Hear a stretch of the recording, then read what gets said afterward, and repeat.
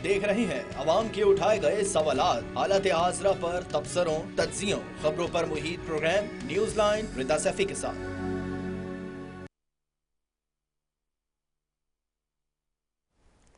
अस्सलाम वालेकुम। Programme news line के साथ मैं हूं मुनीवा कुल बाजवा। पाकिस्तान के हालात इत्मीनान बख्श नहीं, ये सभी कह रहे हैं। ये हमारा मीडिया नहीं कह रहा बल्कि इंटरनेशनल मीडिया भी चिल्ला कर यही बात बोल रहा है। बलूचिस्तान एक ख़तरनाक और गैर यकीनी सूरत हाल से दो चार है और इसका फ़ायदा जो है भारत बहुत अच्छे तरीके से उठा रहा है। लाखों अरबों रुपए झोंक रहा है और मुख्तलिफ़ किस्म की दहशत गर्दी को फ़रोग़ दे रहा है। ख़ास तौर पर अगर हम बात करें BLA की और जो नेशनल सेपरेटिस्ट किस्म की जमातें हमें टेररिस्ट ऑर्गेनाइजेशंस नज़र आती हैं बलूचिस्तान में, इनकी प्रॉपर फंडिंग के वाज़ेह सबूत पाकिस्तान के पास मौजूद हैं कि किस तरह भारत इनको फ़ंड कर रहा है। लेकिन ये सारी चीज़ें होने के बावजूद भी हम इस सिचुएशन पे काबू क्यों नहीं पा रहे हैं? हुकूमत क्या कर रही है? इस पे एक बड़ा सवालिया निशान है।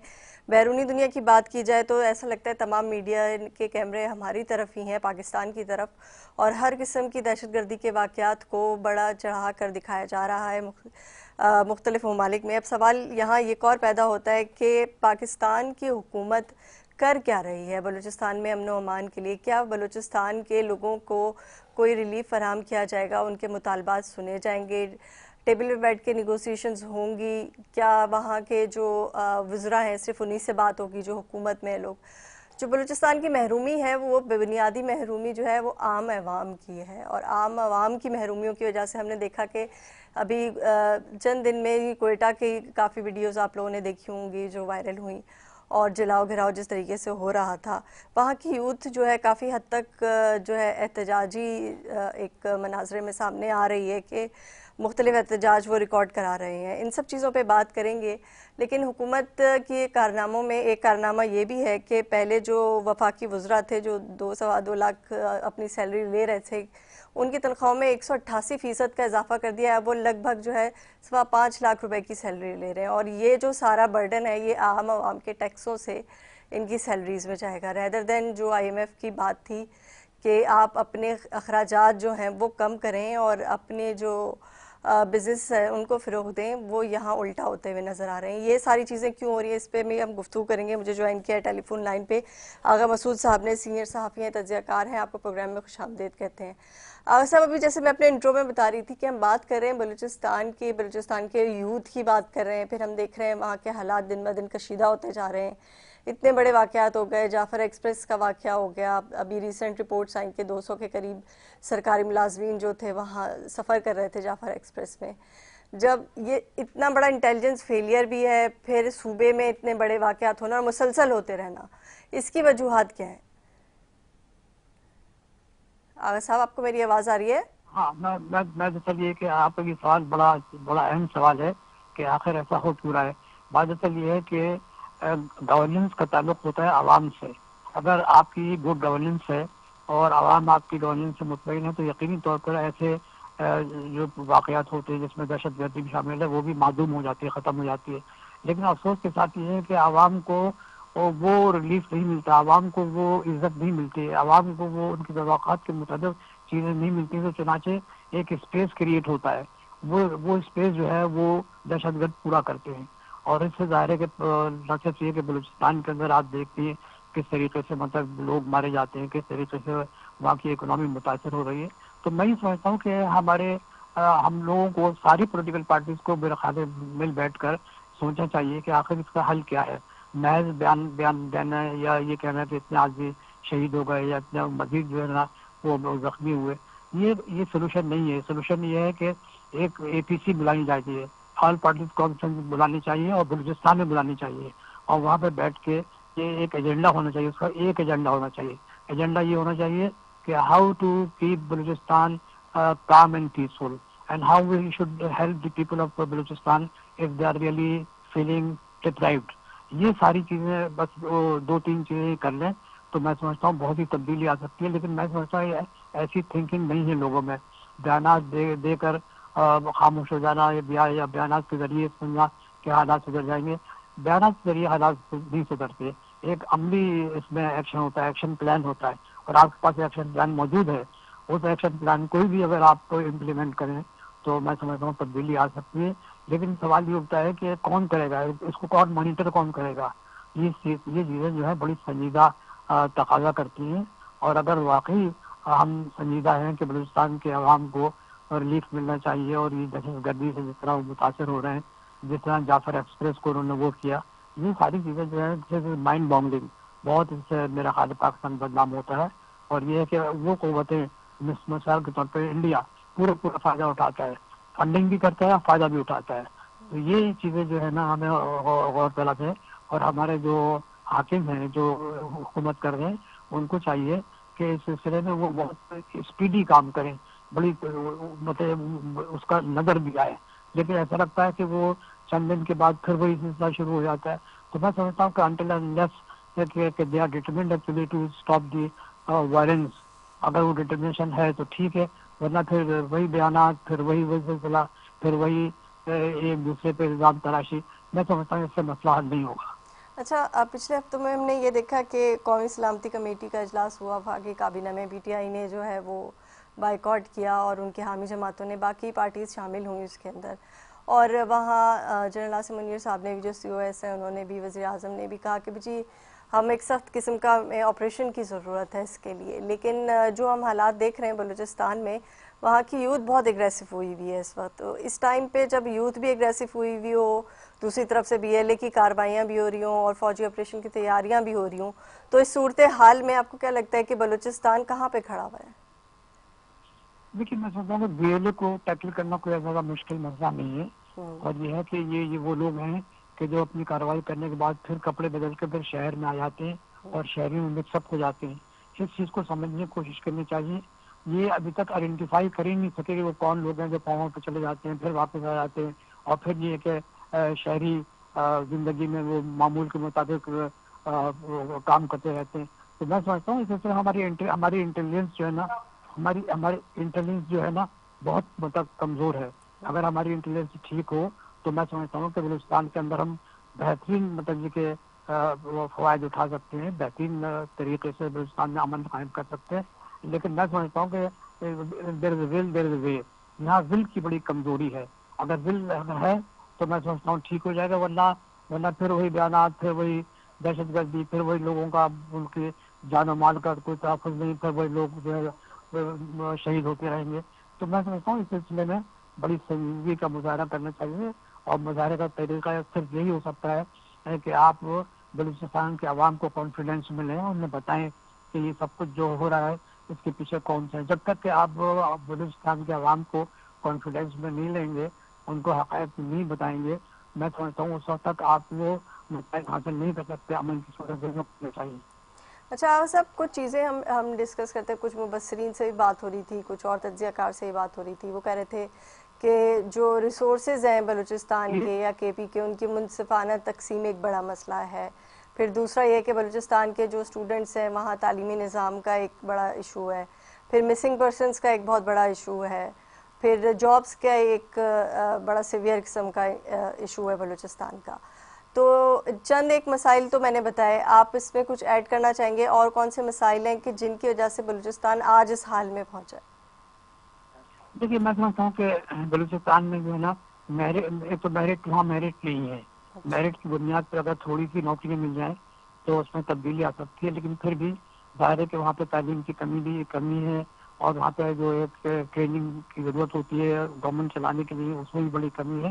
مگر پھر بھی اس کے بعد بھی میرا خیال ہے حکومت اگر کچھ ایسے انتظام کرے کہ جس سے وہاں کے لوگوں کو کانفیڈینس ڈیولپ ہو تو تبدیلی آ سکتی ہے. ایکچولی وہاں کے لوگوں میں کانفیڈینس نہیں ہے, وہ حکومت کا اقدار نہیں کرتے. بیانات کے ذریعے جو ہے نا تبدیلی نہیں آتی, تبدیلی آتی ہے ایکشن سے. تو میں سمجھتا ہوں کہ اگر اس سلسلے میں کوئی پازیٹیو ایکشن دیا جائے اور ان کو سمجھایا جائے, بتایا جائے, ان کو نوکریاں دی جائیں, اور ان کے جو معاشی مسائل ان کو حل کیا جائے, تب بہت تبدیلی آ سکتی ہے. اگر معاشی مسائل نہیں حل ہوتے اور لوگ جو ہے محروم رہیں گے, تو محرومی سے آپ کو معلوم ہے کہ دشمن پورا فائدہ اٹھاتا ہے. ہم نے بہت سے ایسے ممالک دیکھے کہ جہاں پر محرومی ہوئی تو دشمن نے فائدہ اٹھایا, اور وہاں پہ بڑے وسیع پیمانے پہ خانہ جنگی بھی ہوئی.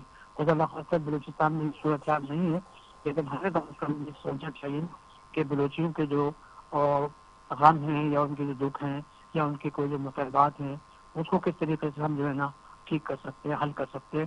اسی میں بلوچستان کی ترقی ہے, اس کا استحکام بھی ہے. اور جس طریقے سے بلوچستان گوادر کی صورت پہ ترقی کر رہا ہے, اس میں عوام کو شامل کرنا چاہیے, عوام کو بتانا چاہیے گوادر انٹرنیشنل فورم جب کام کرے گا تو اس سے کتنے فوائد ہوں گے. یہ ہم مثلاً یہ ہے کہ عوام کو بیک پہ رکھتے ہیں اور ان کو بتاتے نہیں ہیں کہ یہ چیزیں کیسے ہو رہی ہیں, اس سے کیا فوائد ہیں. یہی اگر طریقہ کار ہے اس پر ہم چلیں اور عوام کو کانفیڈنس ملے تو میں سمجھتا ہوں بہت بڑا فرق پڑے گا, اور بلوچستان کے عوام جو ہے نا وہ خوشی آپ کے ساتھ تعاون کریں گے. اچھا آپ صاحب مجھے یہ بھی بتائیے گا کہ ایک اور اسپیکٹ یا ایک اور تھیوری جو سامنے آ رہی ہے وہ یہ آ رہی ہے کہ بھارت جو ہے وہ خاص طور پہ فنڈنگ کر رہا ہے بی ایل اے کی, اور جتنے بھی ٹیررسٹ جو اٹیکس ہو رہے ہیں وہ بھارت کی فنڈنگ سے ہو رہے ہیں, اور اس کا ایک موٹیو یہ ہے کہ سی پیک کسی طریقے سے ترقی نہ کرے, کیونکہ اگر سی پیک ترقی کر جائے گا تو بلوچستان کے ساتھ ساتھ کے پی کے بھی کافی مسائل حل ہو جائیں گے, اور پھر جو ہے وہ انڈیا کو دشواری ہوگی پاکستان میں مداخلت کرنے کی. یہ بات کہاں تک درست ہے؟ لیکن سی پیک جو ہے نا ایک ریئلٹی ہے. بھارت اتنی بھی سی پیک جو ہے ایک ریئلٹی ہے, ترقی کر رہے ہیں. سی پیک کا سیکنڈ فیز ترقی جو ہے بن رہے ہیں, لیکن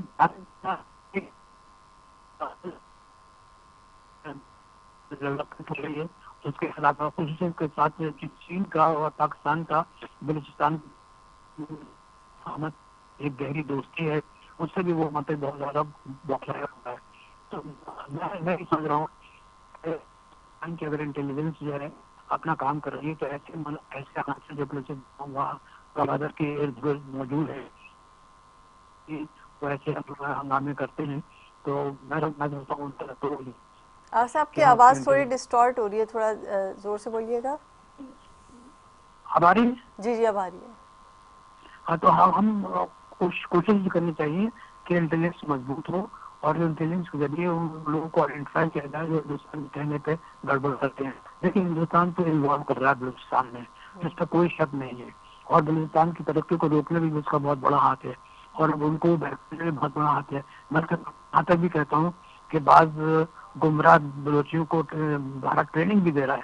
تو یہ چیزیں جو ہے نا ہمارے جو ارباب الوقت ہیں ان کو سوچنا چاہیے, ان کو ایک اسکیم بنانی چاہیے کہ وہ دیکھیے سی پیک کا سیکنڈ فیز جو ہے وہ پاکستان کی ترقی کا ضامن ہوگا, اور ہم اس سلسلے میں ہمیں کوتاہی نہیں برتنی چاہیے. اگر ہم نے کوتاہی برتی تو ہمارے لیے بڑے مسائل پیدا ہوں گے. تو میری درخواست یہ ہے کہ سی پیک کے سیکنڈ فیز میں ہر ایک اسٹیک ہولڈر کو جو بلوچستان میں کانفیڈینس ملے, اور اس کے بعد آگے کی طرف سفر کرے. اچھا ایک اور چیز بھی میں آپ سے یہ پوچھنا چاہی تھی, آپ کو یاد ہوگا کچھ سال قبل مطلب کہتے ہیں کہ ہسٹری ریپیٹ اٹ سیلف, لیکن کچھ سال پہلے کی بات ہے جب بی ایل اے کے خلاف آپریشن ہوا تھا, پھر حالات خراب ہوئے تھے اس سے پہلے جب بلوچستان میں, تو بڑا دکھایا گیا تھا آپریشن کے بعد کہ جی بلوچستان کے بی ایل اے کے لوگوں نے ہتھیار ڈال دیے ہیں, قومی دھارے میں شامل ہو رہے ہیں. جب یہ سارے لوگ قومی دھارے میں شامل ہو گئے تو اب یہ جو نئے ٹیررسٹ ہیں یہ کہاں سے آئے ہیں؟ دیکھیے میں آپ سے بتا رہا ہوں کہ دیکھیے ایک پرکوشل بنیاد پر تسلسل کی بنیاد پر ہندوستان جو ہے نا بلوچستان میں ہے, اور اس کے ایجنٹ بھی کام کر رہے ہیں. تو جہاں تک پاکستان کی حکومت تعلق ہے, بلوچستان کی حکومت تعلق ہے, وہ تو اپنا کام کر رہے ہیں. لیکن ایک بسا اوقات ایسا بھی ہوتا ہے کہ سلپ بھی ہو جاتا ہے, مطلب یہ کہ وہ لوگ جو ہے نا جو اس سلسلے میں انوالو ہوتے ہیں وہ غائب بھی ہو جاتے ہیں. تو میں ہی سمجھ رہا ہوں کہ پاکستان کو اکثر اپنی انٹیلیجنس پر غور کرنا چاہیے, ریویو کرنا چاہیے کہ ہم کس طریقے سے اس صورتحال سے نبرداز میں ہو سکتے ہیں. اور اگر ہم نے یہ نہیں کیا, اپنے پالیسی اور ریویو نہیں کیا, تو میں سمجھتا ہوں کہ ہمیں بہت نقصان ہو سکتا ہے. کیونکہ دیکھیے اب تو انٹرنیشنل ایئرپورٹ بھی کام کرنے لگا ہے, گوادر پورٹ بھی کام کر رہا ہے, اور یہ باقاعدہ چین, اور یہ ہے کہ چین کے ساتھ روابط بھی بڑے مضبوط ہو رہے ہیں. تو اس سلسلے میں ہمیں بڑی تندرستی سے کام کرنا چاہیے, بڑی محنت سے کام کرنا چاہیے. اور یہی وہ طریقہ ہے جس سے بلوچستان کے عوام کو اور بلوچستان کی جو ترقی خصوصاً گوادر سے لے کے آن ورڈ کاشغر تک جو ترقی ہے وہ اسی طرح ہو سکتی ہے کہ ایسے لوگوں کے ساتھ کہ جو اس کو سبوتاج کر رہے ہیں ان کو آئیڈینٹیفائی کر کے ان کو جسٹس کے سامنے, اس کو کورٹ کے سامنے لایا جائے, تاکہ یہ ہے کہ دودھ کا دودھ اور پانی کا پانی ہو جائے. نہیں تو اس میں اچھا صاحب ایک میرا میں چاہ رہی تھی آپ سے اس بات پہ ڈسکس کروں. ایک تو انٹرنل سیکیورٹی ہے پاکستان کی جو بلوچستان میں کنٹرول کرنے کے انسرجنسی کو کنٹرول کرنے کے لیے کوشش کر رہی ہے. آواز نہیں آ رہی آپ کی. میں کہہ رہی ہوں میں آپ سے یہ ڈسکس کرنا چاہ رہی تھی کہ ہم دو سیکیورٹی لیول پہ بات کریں. ایک انٹرنل سیکیورٹی ہے پاکستان کی کہ بی ایل اے یا دوسری ٹیررسٹ جماعتوں کو کنٹرول کرنے کی بات کی جا رہی ہے. دوسری طرف بارڈر کی سیکیورٹی یعنی ایکسٹرنل سیکیورٹی ہے. آپ کو کیا لگتا ہے کہ اگر سی پیک کو آگے چلانا ہے اور بھارت کی مداخلت کم کرنی ہے تو پہلے ہمیں زیادہ بہتر یہ نہیں ہوگا کہ ہم ایکسٹرنل سیکیورٹی کے اوپر فوکس کریں تاکہ جو بارڈر ایریا سے لوگ آ رہے ہیں یا بارڈر سے جو ہے وہ اسلحہ اگر آ رہا ہے تو وہ رکے سب سے پہلے؟ نہیں, میرا خیال ہے کہ دیکھیے یہ کام جو ہے نا علیحدہ علیحدہ نہیں ہو سکتی, دونوں مل کے ہو سکتے ہیں. انٹرنل اور ایکسٹرنل سیکورٹی جو ہوتی ہے یہ مل کے ہی ہوتی ہے. اور اگر ہم نے انٹرنل سیکورٹی کو زیادہ توجہ دی اور ایکسٹرنل کو نہیں دی یا ایکسٹرنل کو زیادہ توجہ دی تو میرا خیال ہے کہ یہ طریقہ جو ہے نا کہ یہ مناسب نہیں ہے. سب سے آسان طریقہ یہ ہے کہ آپ کے پاس پورا ایک پلان ہونا چاہیے جس میں انٹرنل اور ایکسٹرنل سیکورٹی جو ہے نا وہ زیادہ غور کیا جائے, اس پہ زیادہ مین پاور کو انوالو کیا جائے, اس پہ زیادہ تھنک ٹینک کو شامل کیا جائے, زیادہ بلوچ کے دانشوروں کو شامل کر کے اس کو ٹیکل کیا جائے. لیکن اگر آپ نے صرف یہ سمجھا کہ ہم ایک دفعہ یہ انٹرنل سیکورٹی کر لیں گے پھر ایکشن, ایسا نہیں ہوتا. یہ سب چیزیں ساتھ ساتھ چلتی ہیں. دنیا بھر میں جہاں ترقی ہوئی ہے, دنیا بھر میں جہاں بھی ایسے عناصر نے جہاں ملک کو مطلب کمزور کرنے کی کوشش کی ہے اور غیر ملکی طاقت کے ذریعے انہوں نے ہنگامے کیے ہیں تو ان میں طریقہ کار ہمیشہ یہی رہا ہے ساتھ ساتھ کام کرتے ہیں اور آئیڈینٹیفائی کر کے اسی کے سامنے ان کو انصاف کے کٹہرے میں کھڑا کرنا چاہیے. اور جب انصاف کے کٹہرے میں کھڑا ہوگا تو لوگوں کو معلوم ہوگا یہ سب کچھ ایسا ہو رہا ہے. نہیں, میں اس لیے ایکسٹرنل سیکیورٹی کی صاحب بات کری تھی کہ اگر سپلائی چین کٹ جائے گی تو پھر کیونکہ ہم نے جعفر ایکسپریس کے واقعہ میں یہ دیکھا کہ ماسٹر مائنڈ جو تھا وہ ملک سے باہر بیٹھے ہوئے تھے, تو اگر سپلائی چین کٹتی ہے تو پھر یہاں کے انٹرنل سیکیورٹی کو ہینڈل کرنا آسان ہو جائے گا. دیکھیے جو لوگ باہر بیٹھے ہیں تو ہم تو بہت زمانے میں سن رہے ہیں کہ باہر بیٹھے ہیں, لیکن یہ کہ ہم لوگ کیا کر رہے ہیں کہ جو باہر بیٹھے ہوئے لوگ ہیں ان کو ہم نے اتنی آزادی دے رکھی ہے کہ وہ باقاعدہ یہاں پر جو بلوچستان کے اندر لوگ ہیں ان سے کنیکشن رکھیں اور ان کو ابھاریں کہ پاکستان کے خلاف کام کریں.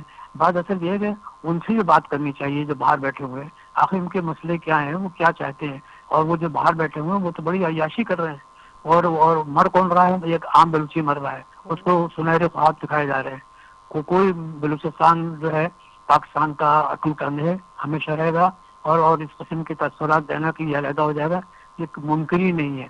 اور اب تک گوادر پورٹ بننے کے بعد تو ایسا بالکل ہو ہی نہیں سکتا.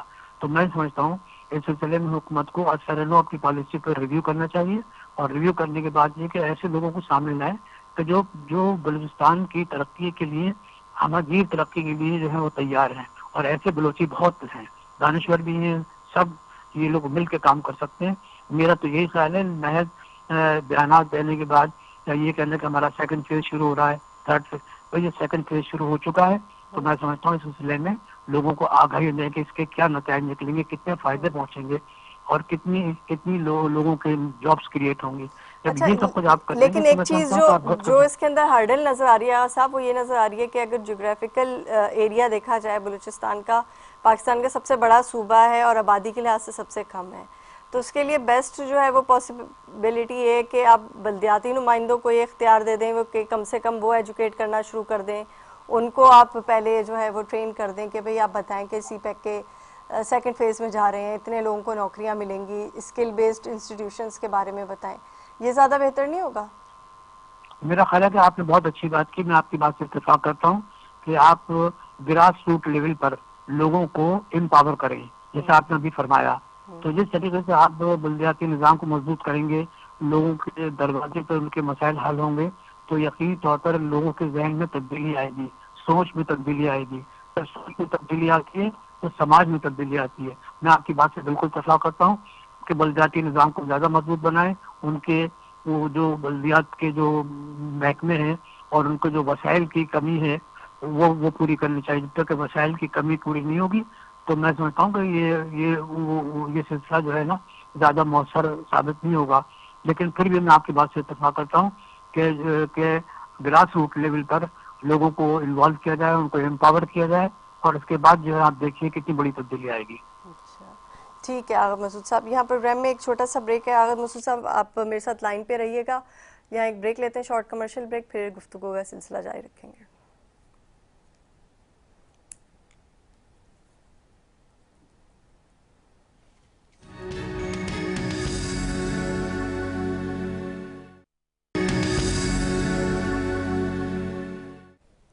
بریک پہ جانے سے پہلے ہم آغا مسعود صاحب سے ڈسکس کر رہے تھے بلوچستان کے مسائل کا، اور یہ بھی ڈسکس کر رہے تھے کیا حل ہونے چاہیے، نوجوانوں کے ایشوز کیا ہیں اور کس طریقے سے ان کو ایڈریس ہونا چاہیے. آغا صاحب مجھے یہ بتائیے کہ ہم نے بلوچستان کی صورتحال پہ کافی بات کی، لیکن سندھ کا بھی ایک مسئلہ ہے. سندھ میں جب سے یہ کارپوریٹ فارمنگ کے لیے اعلان ہوا کہ چولستان میں جو زمین ہے اس کے لیے کینالز نکالی جا رہی ہیں، کارپوریٹ فارمنگ شروع ہوگی، تو ہم نے دیکھا سندھ میں بھی لوگ احتجاج پہ اتر آئے ہیں، اور یہ کہا جا رہا ہے کہ دریائے سندھ میں پانی پہلے ہی کم تھا، مزید کم ہو جائے گا جب کینالز نکالی جائیں گی، اس لیے احتجاج ہو رہا ہے. آپ کو کیا لگتا ہے کہ ہم نے ایک تو ڈیم نہیں بنائے پچھلے کئی سالوں میں، چھوٹے بڑے ڈیمز اگر ہم بنا لیتے تو ہم پانی ریسٹور کرنے کی ایک پوزیشن میں ہوتے، تو کیا یہ جو کینالز کا ایک سسٹم شروع کیا گیا ہے اس کو روکا جائے گا یا اس کو چلتا رہنا چاہیے؟ اکانومی کے لیے کتنا بینیفیشل ہے یہ مس پلاننگ ہے.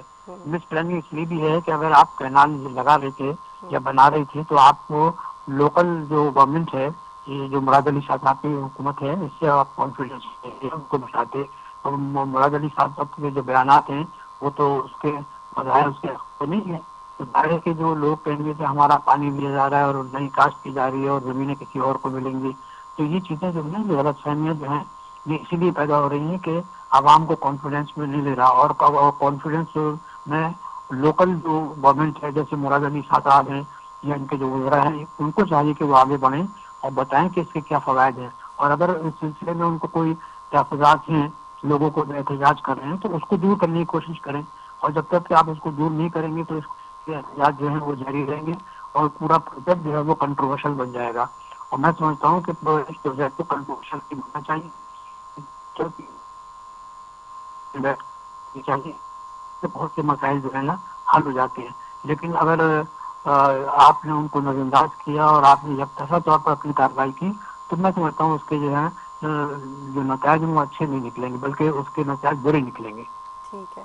اچھا ہم تھوڑا سا واقع اس پر آتے، میرے ذہن میں ایک سوال یہ آ رہا تھا کہ ہم دہشت گردی کی اس لہر سے گزر رہے ہیں، پھر ہم نے دیکھا کہ قومی سلامتی کمیٹی کا اجلاس ہوا، پھر نیکٹا کے ریوائیو ہونے کی بات ہو رہی ہے کہ نیکٹا کو دوبارہ سے جو ہے وہ اسٹرانگ کیا جائے گا، انٹیلیجنس ایجنسیز کو بھی اسٹرانگ کیا جائے گا، پھر نیشنل ایکشن پلان کی باری آتی ہے. نیشنل ایکشن پلان کے جو 20 پوائنٹ والا نیشنل ایکشن پلان تھا، کیا وہ ابھی بھی اپلیکیبل ہوگا یا اس میں مزید چینجز کی ضرورت ہوگی؟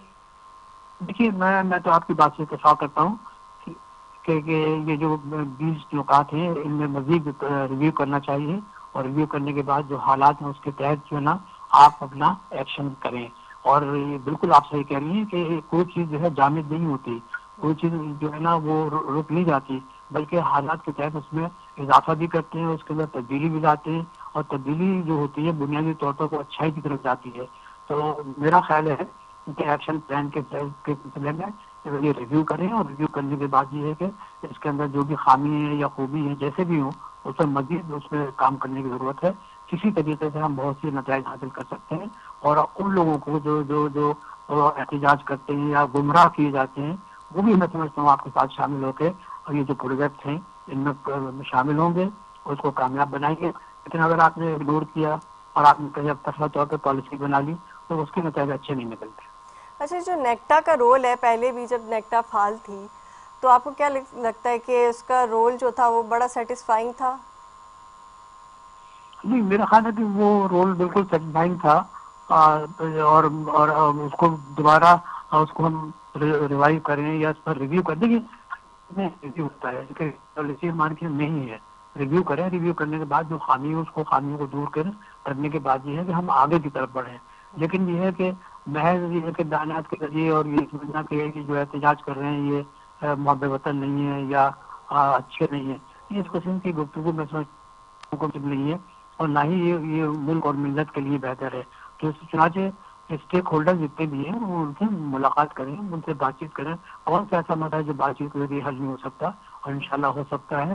اور یہ جو بھی کینال کا مسئلہ ہے یہ بھی حل ہو سکتا ہے، لیکن صرف یہ ہے کہ ایک کشادہ دلی ہونی چاہیے ذہن کے اندر ایک کشادگی ہونی چاہیے تاکہ لوگوں کو لیں, ان سے بات کریں اور بات کرنے کے بعد اس مسئلے کو حل کرنے, اور یہ مسئلہ حل ہو جائے گا. ایسی بات نہیں, بات چیت کے ذریعے دنیا کے سارے مسائل حل ہو جاتے ہیں. اچھا, آپ بھی یہی کہتے ہیں, میں بھی آپ کی رائے سے اتفاق کرتی ہوں, دوسرے تجزیہ کار صحافی بھی یہی بات بولتے ہیں, لیکن جو مجھے پرابلم نظر آ رہی ہے یہ نظر آ رہی ہے کہ حکومت کو یہ شاید سمجھ میں نہیں آ رہی کہ وہ پہلا مسئلہ کون سا اٹھائے جس کے اوپر نیگوسیشن کر کے اس کو حل کرے. وہ ایک ساتھ سارے محاذ لے کر چل رہی ہے. دیکھیے حکومت کا یہ جو تاثر ہے یہ غلط ہے. حکومت کے پاس بڑے وسائل ہوتے ہیں, حکومت میں بڑی طاقت ہوتی ہے, وہ بہت سے مسائل کو ساتھ لے کر کام کر سکتے ہیں, لیکن اگر وہ کام نہیں کرنا چاہتے اور محض یہ کرنا کہ کچھ کو بات کر لیں کچھ بات نہ کریں, تو میرے خیال سے معاملات جو ہیں وہ سمجھتے نہیں ہیں, بلکہ اور بھی مسائل ہو جاتے ہیں. تو میری اپنی ذاتی رائے ہے